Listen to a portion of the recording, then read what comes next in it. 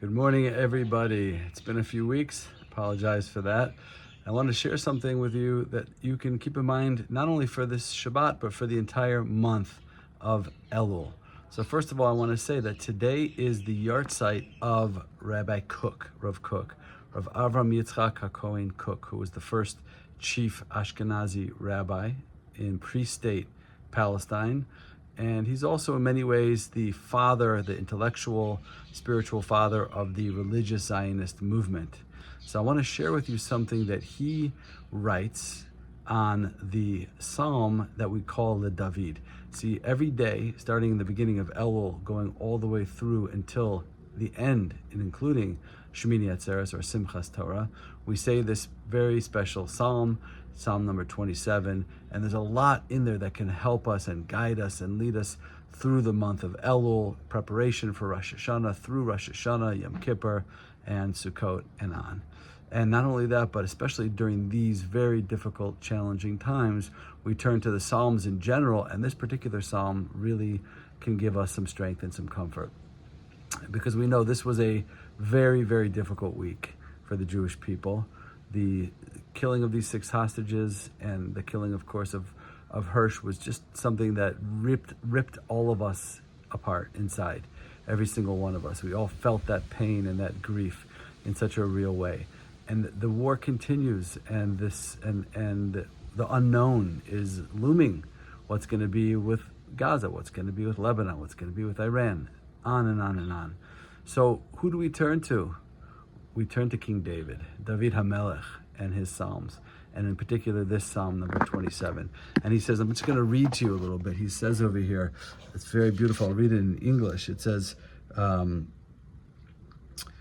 evil men close in on me to devour my flesh,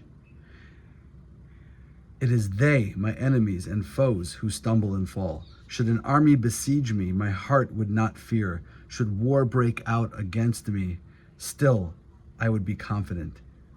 And he goes on and discusses how even though he's being surrounded by enemies, and even though the Jewish people in the future would fight wars and we would fight enemies very much like we are right now, we don't have to be afraid, we don't have to be fearful, because we know that we have Hashem on our side.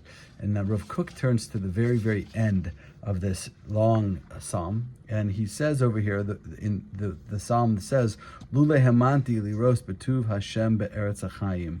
Were it not for my faith that I shall see the Lord's goodness in the land of the living.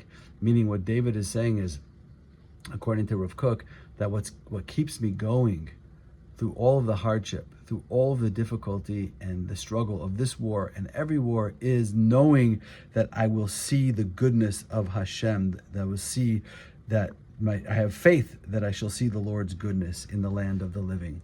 Meaning knowing that there's something better, believing, having hope, optimism, tikva, knowing that there's good down the road, knowing that we're not fighting this for no reason, we're not suffering, we're not losing lives for no reason. There's something that's going to come out of this. It's going to be good. It's going to be Hashem's goodness, and we're going to feel it and experience it in a very real way. But then the psalm goes on and finishes with the famous sentence, Kaveh el Hashem, Chazak v'yametz libecha b'kaveh el Hashem, which means hope in Hashem. Place your hope and your trust and your faith and your tikva, your hope in God. Be strong and be courageous, and place your hope in Hashem. And everybody wonders, why does it say that twice? And the answer really is quite simple, because hope in Hashem and faith in Emunah and Bitachon is not something that just you have or don't have. It's something that's very hard. You work on it and you strengthen it, and then something happens and it becomes difficult and challenging, and you can feel it slip away. So what David is telling us, King David is saying, is that in difficult times, you have to work on this hope and you have to work on this belief that something good is coming from all of this. And then when it gets hard again and it gets challenging, chazak, you have to strengthen yourself and work once again on deepening that belief and that connection and that understanding that something good is coming, and then continue to hope in Hashem. And it's an ongoing process. So that's where we're at in these days of Elul, in these days of this ongoing war that we're fighting against the people that want to destroy us.